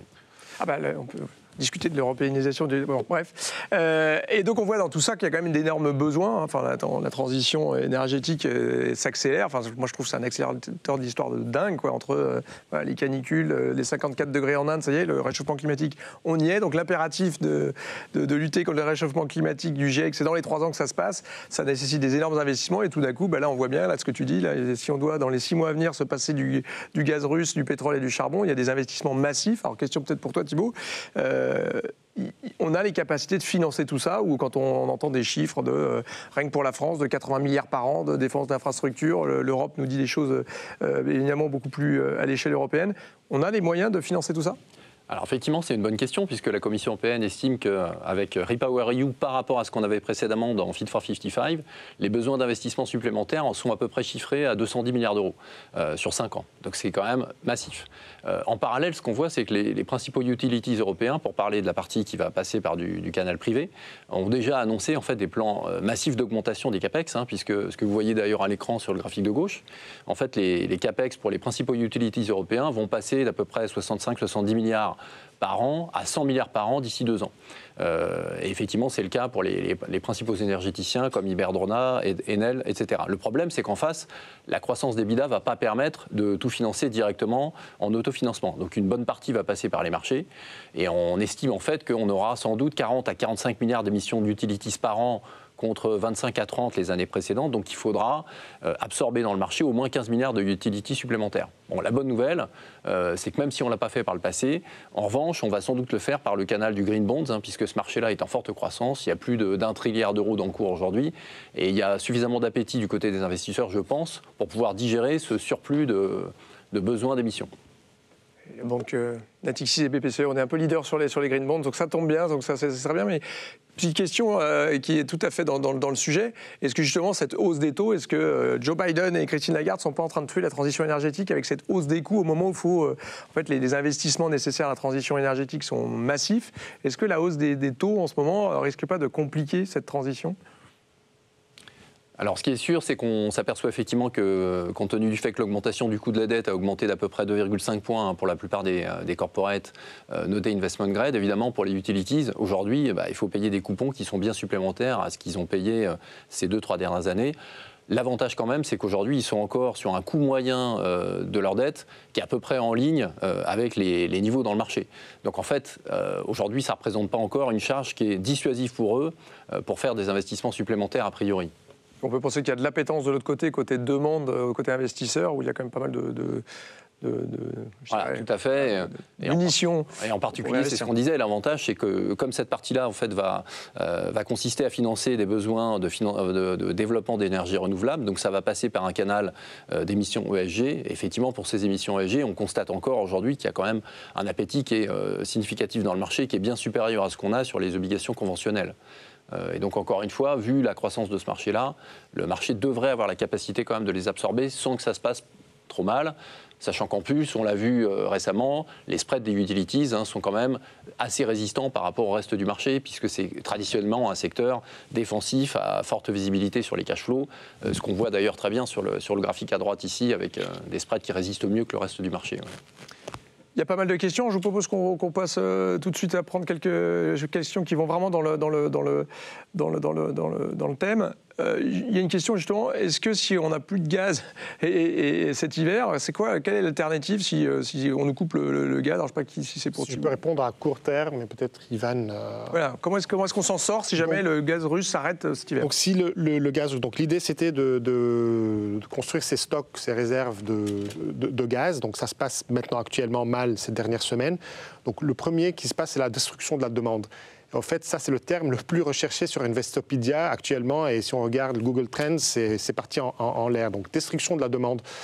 On est en train de déjà voir en Europe que les industries européennes qui utilisent du gaz, elles consomment 20% de moins de gaz actuellement. Et donc, comment elles ont pu faire en consommant moins de gaz? En fait, elles ont commencé à importer certains produits qu'elles produisaient elles-mêmes. Donc, il faut voir si ça me coûte moins cher d'importer ce produit-là ou de le produire moi-même. Donc, on commence à voir cette destruction de la demande. Après, la deuxième étape, si la destruction de la demande à travers des prix élevés ne marche pas, ça sera du rationnement. Donc, on décidera quelle industrie devra pas utiliser de gaz ou utiliser moins de gaz, etc. On voit des plans de contingence au niveau allemand, au niveau français, qui sont de dire, voilà, bon, déjà, on faut baisser la température des logements, ouvrir les fenêtres plutôt qu'utiliser la clim.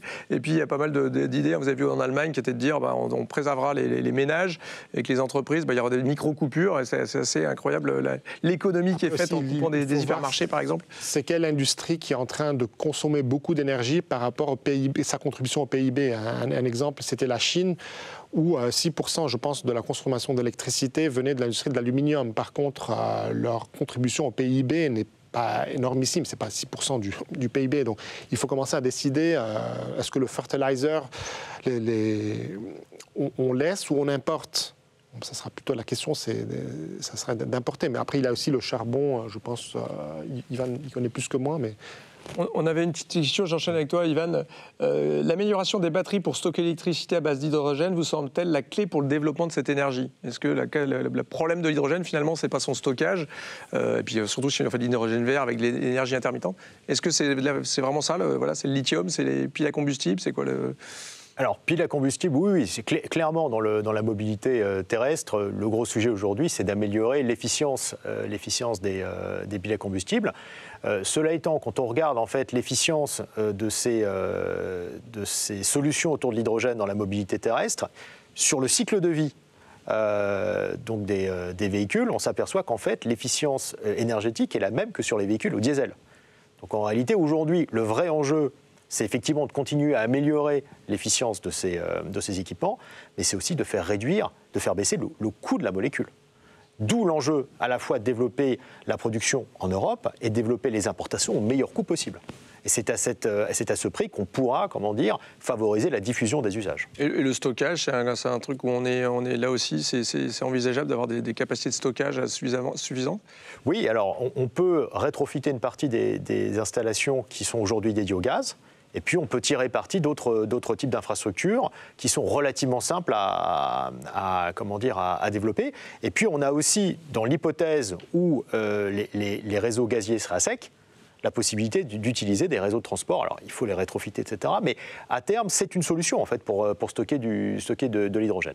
Vous voyez les voitures, votre Zoé qui peut servir aussi de batterie, etc. Bon, il y a certaines choses. Il y a aussi une question que je trouve très intéressante sur le recyclage. Finalement, il y avait la question des métaux. Mais est-ce qu'on va arriver à un moment où finalement on pourrait être un peu plus autonome en termes de recyclage des métaux ? Je pense qu'on peut devenir plus autonome. Il y a de plus en plus de conscience collective qu'il faut recycler.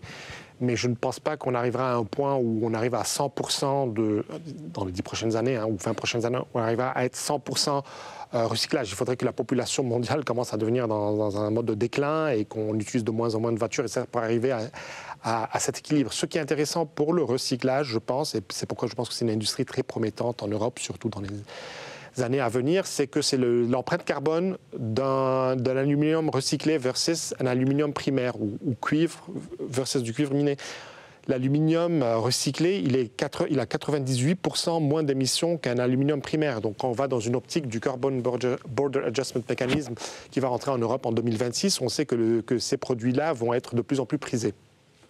On voit beaucoup d'enjeux. Écoutez, on est à peu près dans les temps sur cette table ronde. Donc merci à tous les trois de ces débats. Donc on voit bien la transition énergétique s'accélère, c'est la clé, mais il y a aussi plein d'enjeux en termes de financement, de transition vers un monde peut-être moins inflationniste à terme, mais sûrement plus inflationniste, et puis très compliqué avec ces enjeux sur les métaux, les matières premières qui vont être nécessaires. Donc on va peut-être aussi, il y a peut-être des enjeux d'ailleurs géopolitiques. On va passer d'une moins dépendance à l'Arabie Saoudite à être plus dépendant du Chili, de l'Australie, peut-être de la Nouvelle-Calédonie va être sûrement un pays très, très prisé pour plein de raisons.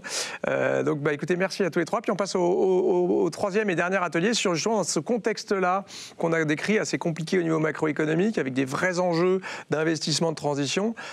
Quid des marchés ? Comment est-ce qu'on regarde un petit peu les marchés dans ces environnements-là ? Est-ce qu'il est temps d'investir ? Alors on l'a compris dans les green bonds, oui.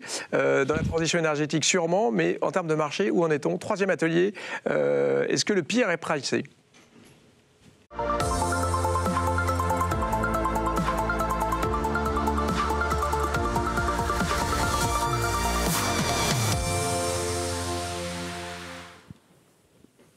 Alors, comme à chaque atelier, n'hésitez pas, les Q&A, et puis tous ces débats sont assez denses. On va republier un document qui fera la synthèse de tout ça.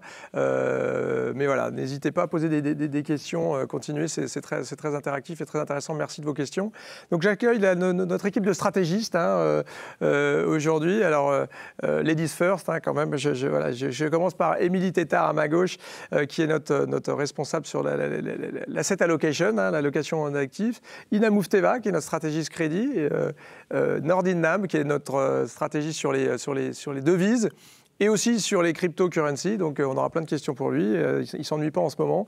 Là aussi, les prévisions ne sont pas faciles. Et puis, last but not least, Cyril, qui est le boss de la recherche marché chez nous, qui nous fait le plaisir de nous rejoindre. Alors, peut-être qu'on va commencer, on a beaucoup évoqué ça, mais sans rentrer dans le sujet, notamment pour vous donner un peu nos visions là-dessus. Sur les banques centrales, Cyril, on va peut-être commencer par ça.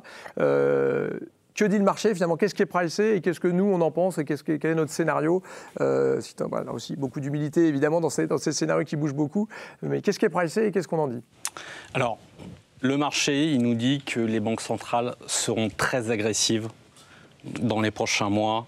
On a déjà vu, ça a commencé bien entendu avec la Réserve fédérale, et je n'évoque pas en fait les autres banques centrales bien entendu qui avaient commencé il y a maintenant pas mal de temps, mais des anticipations extrêmement fortes. Voilà, elles sont représentées sur ce slide. Et le message, je pense, le plus important aujourd'hui, c'est de dire que si ces banques centrales vont être agressives, elles ne délivreront pas toutes les hausses qui sont aujourd'hui intégrées par les marchés. Notre sentiment, c'est que la Banque centrale européenne, déjà, si elle va se caler justement sur ces anticipations dans un premier temps, elle va probablement en fait lever le pied, probablement d'ailleurs dès le mois d'octobre, puisque le pricing aujourd'hui concernant cette Banque centrale européenne est très agressif. 50 BP en septembre, 50 BP en octobre également. Je pense que l'intervention hier de Christine Lagarde a été assez claire concernant les intentions de la BCE en juillet. Et donc ce sera 25 en juillet. Voilà, 25 en juillet, et voilà, l'optionnalité au final porte plutôt sur septembre et octobre. Et notre sentiment, c'est que la BCE en fait reviendra à un pas plus traditionnel de 25 BP à partir du mois d'octobre. Notre scénario, c'est cette année 125 points de base en fait de resserrement et l'année prochaine 75 points de base. Donc une différence assez significative tout de même avec les anticipations du marché qui sont plutôt basées aujourd'hui sur 175 points de base, voire un peu plus en fait de pricing de remontée de taux. Pour cette année. Pour cette année, plus l'année donc prochaine. On est quasiment sur 500 points de base de moins, voilà. Quoi, finalement. Et ça aura des implications, bien entendu, sur l'évolution des taux longs. Sur la Fed, un alignement un peu plus fort en fait de la recherche Natixis vis-à-vis justement des marchés, puisque nous pensons en fait que la Fed délivrera 75 points de base en juillet, puis 50 points de base à 2 reprises avant de s'arrêter. Et là, c'est véritablement, je pense, en fait, le point majeur en termes de dynamique, c'est que à partir du moment en fait où les banques centrales ne délivreront pas en fait les anticipations du marché, on pourra avoir en fait ce changement de tendance sur le marché obligataire. Ce qui est assez cohérent dans notre vision macroéconomique qui est un peu plus négative que le consensus, on en a parlé, de récession technique, 0,9 fin de l'année. Effectivement, dans un contexte tel que celui-là, même si la Fed accepte une remontée du chômage et est prête à ralentir l'économie assez fortement, pour nous, évidemment, ce que vient de décrire Cyril, c'est ça, c'est qu'on a une Fed qui délivrera moins, mais on est quand même sur, tu dis, 75, 50, 50 à suivre avant de s'arrêter. Donc, ça reste assez costaud. C'est quand même un cycle plus fort depuis 40 ans, de toute façon. Donc on remonte quand même assez fort de ce point de vue-là. Tu as parlé pas mal donc la BCE, là il y a moins d'incertitude finalement, Lagarde a un petit peu décrit la chose, 25 et peut-être probablement 50, tu l'as dit. Tout à fait, ouais. On parle beaucoup des spreads govies et encore discussion hier autour de ça, de cet instrument anti-fragmentation sur les spreads govies et sur cet nouvel outil de la BCE, qu'est-ce qu'on en dit ? Alors, effectivement, c'est plus sur la façon dont la Banque centrale européenne adressera en fait cette question de la fragmentation. Il y a déjà eu en fait des annonces. On sait qu'on va avoir une évolution en fait des réinvestissements sur le programme en fait PEPP, mais qui selon nous en fait ne sera pas suffisant. Déjà pas suffisant parce qu'il y a une attente aujourd'hui assez forte. Il y a eu cette communication concernant un backstop additionnel. Et si la Banque centrale européenne ne délivre pas, on risque en fait de voir ce qu'on avait pu voir notamment par exemple en 2010 avec le lancement du SMP et en fait une déception. Déception parce que à l'époque les spreads s'étaient écartés. Donc l'attente est tellement forte que la BCE va devoir délivrer. Les réinvestissements de PEPP aujourd'hui sont probablement insuffisants. Donc, in fine, notre sentiment c'est que dans ce contexte de marché qui va rester de toute façon assez chahuté en fait sur la partie risquée, je pense que Émilie en dira un mot, être long de BTP risque d'être assez compliqué. On a une petite target sur le BTP là, pour donner sur l'OAT Bund, BTP Bund, pour donner de petits chiffres peut-être. BTP Bund, 250 points de base fin d'année, ne pas oublier les élections générales en 2023. Sur l'orientation maintenant du marché... Tu parles de la France ou de l'Italie ? Sur l'orientation des taux longs, 2,20%, c'est notre target sur le Bund pour la fin d'année, le Bund à 10 ans. Sur les taux américains, le point haut sera touché par contre en septembre de cette année, autour de 3,5%. Merci Cyril. Si je me tourne vers toi, Émilie, parce que là, si on parle un peu des actifs risqués, notamment des actions, c'est la question de beaucoup de nos clients quand on se voit. Est-ce que c'est le moment de racheter le marché ? Ou alors est-ce que c'est vraiment essayer de rattraper un couteau qui tombe ? Alors non, nous on pense que c'est encore un petit peu tôt pour se remettre long. Déjà premièrement, Cyril a parlé des taux, l'ajustement des taux réels, il a été fort, mais bon, l'ajustement associé à ce choc n'est pas forcément fini sur les actions, surtout si l'inflation continue de surprendre à la hausse. Et en fait, nous, on pense que tant que l'incertitude sur l'inflation restera élevée, on n'est pas à l'abri de voir des nouveaux chocs de corrélation positive action-govies et de voir des nouveaux épisodes de correction-action. Donc voilà, nous on a par exemple un ordre de grandeur, pour nous un choc de 50 BP du taux réel, c'est à peu près 10% de correction des actions. Donc là, on voit qu'on est qu'on n'est pas encore tout à fait, on a eu 160 BP de hausse du taux réel, on n'est pas encore tout à fait, voilà, les actions peuvent encore corriger, ne serait-ce qu'avec les mouvements de taux réel. Le deuxième gros morceau, c'est la croissance. On a eu nos économistes juste avant, et puis Cyril aussi en a parlé. Le risque croissance, nous, on est encore presque plus inquiets sur la croissance que sur les taux, et on trouve que les actifs risqués n'intègrent pas forcément ce risque. On calcule par exemple des probabilités implicites de récession pricées, intégrées dans les cours des actifs, et pour nous, c'est trop bas. C'est trop bas pour le crédit, c'est trop bas pour les actions. Pour les actions, en fait, ce qui nous inquiète, ce qui nous préoccupe, c'est surtout les anticipations de news flow micro. En fait, on a eu depuis le début de l'année surtout un choc sur les valos, mais c'est assez frappant de voir que côté attente de earnings, côté attente de résultats, de bénéfices, il y a eu globalement, on n'a pas eu de révision baissière pour les principaux indices des attentes de bénéfices. Alors que voilà, le news flow macro se dégradait. Donc oui, notamment en Europe, on avait encore des anticipations de quoi, de 14%. Oui, un peu moins, entre 8 et 10%. Mais alors, c'est sûr qu'il y a eu une révision haussière côté énergie, mais bon, malgré tout, la révision a été trop faible pour nous. Voilà, donc pour nous, c'est trop tôt pour donc quand on dit là, c'est le bear market parce que ça fait plus de moins 20%. Hein, dans sa définition d'un bear market, c'est qu'un stock, c'est les actions qui perdent 20%.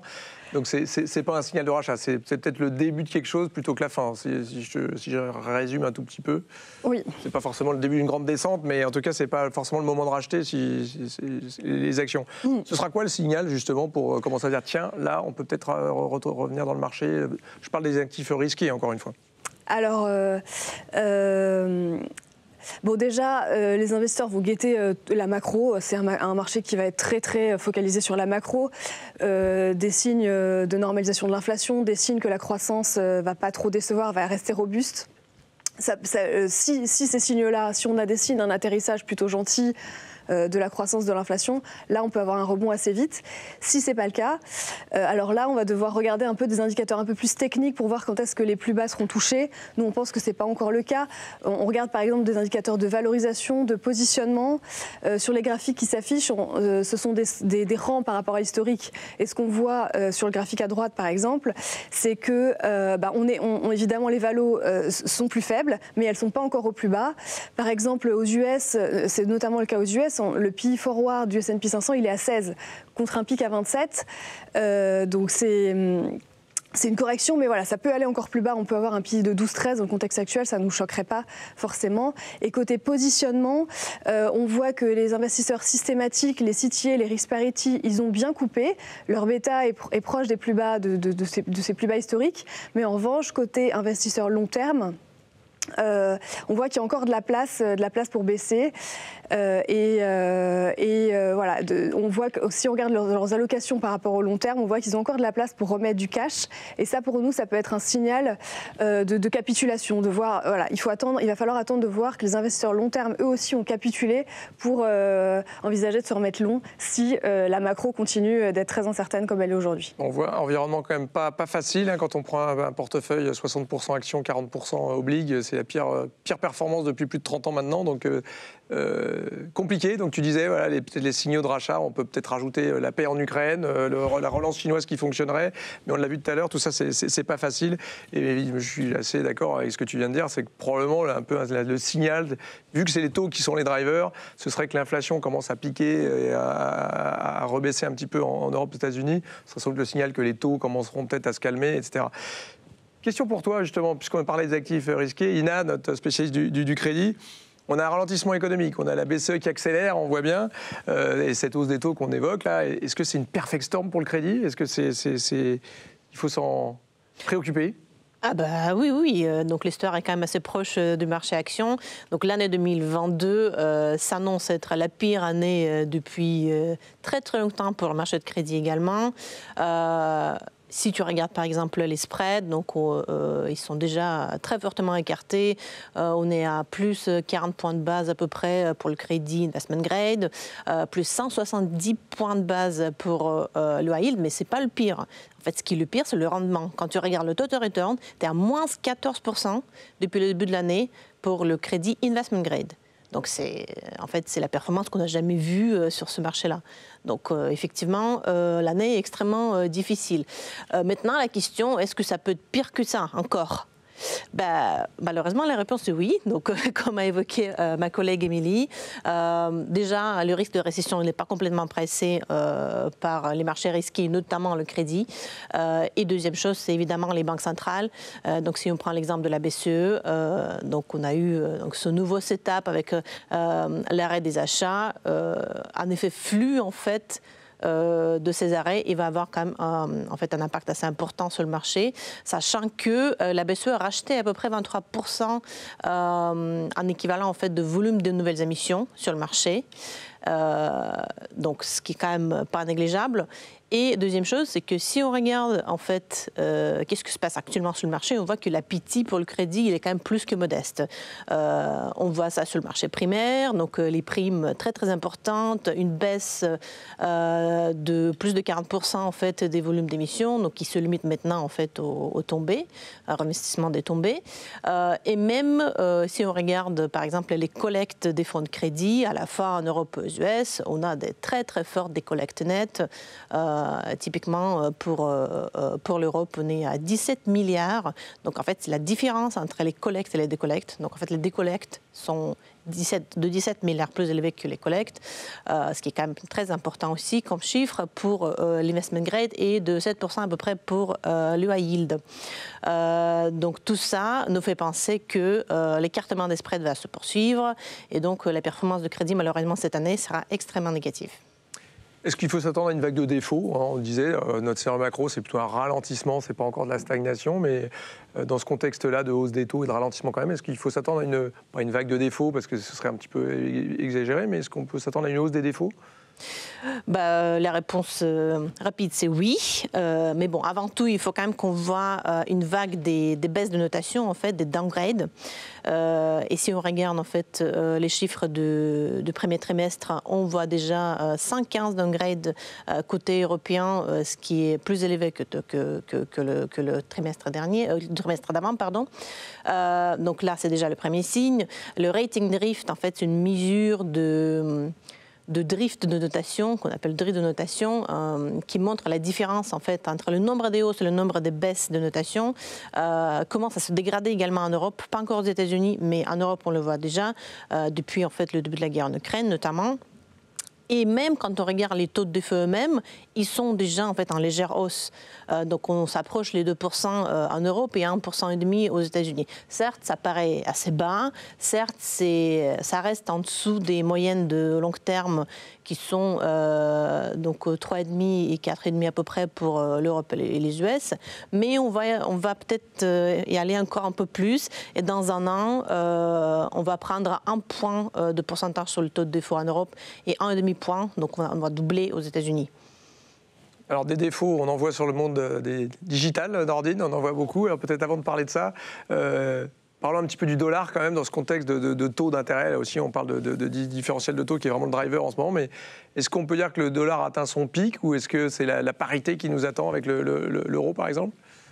Est-ce qu'il atteint son pic ? D'abord, oui, effectivement, on peut se poser la question, sachant qu'il a atteint des plus hauts historiques. On est dans les records, là aussi, records de chaleur, records sur tous les niveaux. Et on est au plus haut depuis 20 ans, et il y a de quoi se poser la question. Et on se pose la question, sachant que, traditionnellement, après chaque cycle de hausse des taux de la Fed, on a une correction du dollar qui commence. Là, cette fois-ci, ça n'a pas eu lieu parce qu'il y a eu un environnement incertain global que l'on connaît, inflation l'inflation plus haut depuis 40 ans, la guerre en Ukraine, etc. Tous ces facteurs ont clairement continué à soutenir le dollar bien au-delà des attentes et continueront peut-être, en tout cas à très court terme, à le soutenir, sachant qu'il y a encore des incertitudes sur l'inflation. Sur les résultats trimestriels, on verra dans les prochaines semaines comment ça va se comporter, mais plus les actions corrigent et plus le dollar surperforme et empêcheront sa correction. Ceci dit, une fois passé cet épisode-là, on pense que le dollar devrait finir par corriger en fin d'année face aux signaux de ralentissement de l'économie américaine. Ça, clairement, ça commencera à jouer. L'euro, typiquement, en fin d'année, on le voit à combien? Donc là, on le voit remonter vers 1,07, 1,08. Voilà, donc à très court terme, donc ralentissement économique qui pourrait pénaliser donc le dollar. Il y a aussi, on verra durant la présentation des résultats trimestriels, beaucoup plus d'entreprises américaines se plaindre du dollar fort, comme l'a fait par exemple Microsoft, mais il y en a d'autres qui l'ont fait ces derniers temps. Et tout cela donc devrait contribuer, plus le fait que les autres banques centrales vont passer à l'action. Donc la BCE, la Banque d'Angleterre accélère. Bon, il y a que juste la Banque du Japon pour l'instant qui traîne, mais toutes les autres banques centrales vont commencer à passer à l'action et ça va se faire au détriment donc, du dollar. Est-ce qu'on est dans un moment 1994 là, de taper tantrum, de crise émergente, là, parce qu'on voit le dollar effectivement qui est très très fort à des niveaux inédits, tu le disais. Est-ce qu'on peut avoir des crises des devises émergentes dans ce contexte-là? Déjà, elles ont souffert, hein, mais après, quand on regarde dans le détail, pas autant qu'on pourrait le croire. Enfin, quand on regarde, par exemple, les treasuries ont corrigé en total return de 15%, et quand on regarde les dettes en dollars, elles corrigent de 18%, et en dette locale, c'est du 8%. Donc, c'est pas non plus énorme, et bon, c'est lié au fait qu'elles ont beaucoup réagi jusqu'à présent en remontant leur taux court depuis l'an dernier, et elles continuent, et on n'est plus très loin des plus hauts. Alors, question que tout le monde se pose et que je vais te poser, hein, c'est autour du Bitcoin. Est-ce que ça va à $1 million ou ça va à zéro, cette histoire-là? Est-ce qu'il faut le racheter? Pour l'instant, il est comme un petit peu les actifs risqués, puisque la corrélation avec le Nasdaq a été au plus haut à 80%. En tout cas, c'est pas un bon hedge contre l'inflation quand on regarde le total return. Non, clairement. C'est un actif techno, quoi. Là-dessus, on a toujours dit que c'était pas le cas. Et puis contre le Nasdaq, effectivement, la corrélation est à 80%, même si elle a diminué un petit peu. On est plus autour de 40%. Et là, donc, si on envisage une poursuite de la chute des marchés boursiers, ça devrait continuer encore à corriger. D'autant plus qu'il y a encore beaucoup de liquidations, beaucoup de protocoles qui sont sous pression vendeuse. Et il y a encore beaucoup d'incertitudes sur certains et beaucoup cherchent à sortir de certains protocoles, par exemple Celsius. On pense aussi à d'autres stablecoins qui sont également mal, comme MIM. Qu'on touchait Terra. Comment? Donc, qu'on touchait, oui, pour sa Terra. Voilà, donc en fait, à court terme, on est plutôt sur un Bitcoin qui resterait autour de entre 12 000 et 19 000. Attends, je coupe l'enregistrement jusqu'à la fin de l'année. Tu le vois combien? Non, et qui continuera à baisser en tout cas cet été et qui devrait se stabiliser entre 12 et 19 000 dans ces eaux-là. Donc on est autour de 20 000, 21 000 aujourd'hui. La correction n'est pas terminée, sachant qu'il y a encore beaucoup de liquidations dans le pipe. Est-ce que sur les... Alors, peut-être plus, pas seulement les cryptos, peut-être le défi, etc. On voit beaucoup quand même Est-ce que c'est un moment Lehman? On dit beaucoup ça. Est-ce qu'on va avoir une vague de défauts d'acteurs, que ce soit sur les plateformes, sur les investisseurs? Est-ce qu'on voit quelques hedge funds qui ont été en grande difficulté récemment? Tu penses que c'est un moment Lehman où on peut avoir une vague de défauts liée à ça, là, de recognition? Il y a déjà eu le défaut de tout l'écosystème Luna. Hein, c'est quand même 50 milliards qui se sont envolés quasiment. C'est pas mal, hein, mais ça n'a pas eu de gros effets parce que les banques ne sont pas encore énormément dans l'écosystème des cryptos.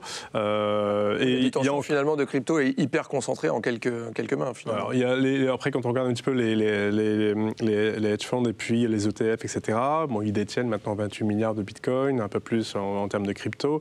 Bon, ça a beaucoup baissé ces derniers temps et la collusion avec le système bancaire reste encore relativement faible, donc on ne voit pas de moment Lehman à très court terme.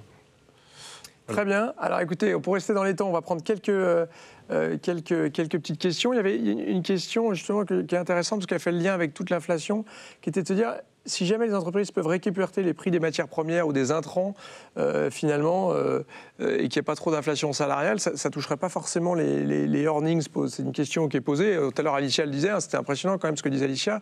Elle disait, vous avez vu, les prix des intrants en Chine, c'est plus 6%, les prix de vente à l'exportation, plus 13%. Donc on voit bien qu'il y a quand même un certain nombre d'entreprises qui ont du pricing power. Est-ce que dans ce contexte-là, on peut imaginer que finalement les earnings se dégradent pas tant que ça, et ça expliquerait pourquoi on reste sur des niveaux de earnings européens à 2 chiffres qui semblent assez impressionnants compte tenu du contexte? En tout cas, c'est ce qui s'est passé jusqu'à présent. Jusqu'à présent, on a vu que les entreprises, elles ont... C'est déjà l'année dernière, parce que l'année dernière, il y avait déjà un choc et les entreprises ont réussi à maintenir. Là, le risque, c'est plus la demande, en fait. C'est que les banques centrales, elles nous montrent qu'elles veulent réduire la demande. La demande qui se réduit, forcément, le pricing power, au bout d'un moment, ça ne va pas forcément suffire. En tout cas, c'est ça le risque pour les entreprises. C'est que si la demande se réduit et si, pour le coup, leur coût augmente, ça risque quand même d'être assez compliqué pour les marges. En tout cas, c'est le risque. Voilà. Mais effectivement, c'est une des choses qu'on a creusé, essayer de déterminer comment on mesure le pricing power des entreprises. Et ça, c'est des choses qu'on a pas mal regardé aussi. Savoir regarder la volatilité des marges, leur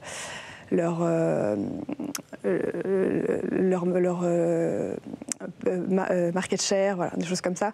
C'est sûr que ça, c'est quelque chose qui va être clé pour les entreprises, effectivement, dans ce contexte. Question sur l'euro, entre Nordine et Cyril, justement. Est-ce que la Banque centrale n'est pas aussi en train de monter les taux pour essayer de calmer l'inflation importée via un euro faible? Est-ce que ça rentre dans le mode de fonctionnement de la Banque centrale européenne, tu penses? Alors, elle le monitore, elle le fait, et c'est un positionnement historique. Là, je pense, par contre, elle est vraiment dans son mandat, et c'est l'inflation aujourd'hui qui dicte sa réponse traditionnelle via, en fait, les augmentations de taux directeurs à venir. Question pour toi, qui est là aussi, qui fait tout à fait le lien. Donc, merci de ces questions excellentes, parce que c'est... qui lie un petit peu le problème du Bitcoin avec la transition énergétique de sa consommation d'électricité. Est-ce que quelque part, il ne va pas aussi avoir un moment de dire de toute façon, ce truc-là n'est pas une monnaie, c'est un actif risqué, et ça peut être je caricature, hein, mais est-ce qu'il peut y avoir un moment de défiance vis-à-vis de du Bitcoin, et que c'est pas plutôt, on ne va pas basculer? La question, c'est est-ce que ça va peut-être se faire au profit de la DeFi, hein, de la finance décentralisée? Est-ce qu'il y a peut-être des sujets là-dessus entre électricité et Bitcoin, mining et Bitcoin? Alors déjà, les mineurs sont en difficulté parce que les coûts fixes ont augmenté, l'électricité est importante et le Bitcoin est pas cher du tout. Et donc, 85% d'entre eux, quasiment, sont en difficulté. Donc, sont en non-profit, entre guillemets.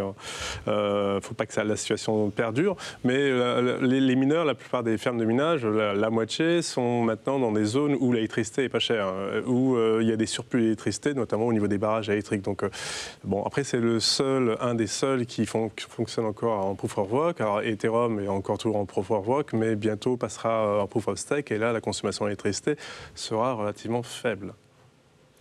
Ok, merci mesdames, merci messieurs. On va conclure ici pour rester dans les temps. Merci à tous de nous avoir suivis très très nombreux aujourd'hui. On est vraiment très contents.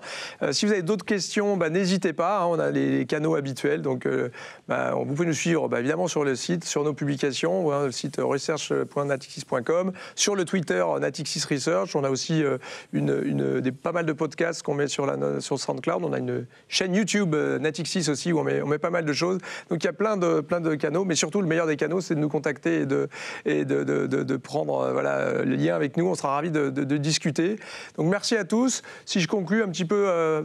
2 mots de conclusion, c'est de dire vraiment qu'on est sur un environnement macroéconomique qui se dégrade assez fortement. On est quand même vraiment dans cette dynamique de stagflation avec ralentissement de la croissance, augmentation de l'inflation et des banques centrales qui choisissent de lutter. Et donc on a vraiment un policy mix qui évolue totalement à rebours de ce qu'il a fait pendant la crise du Covid, où on avait ce parfait mix entre politique monétaire et budgétaire.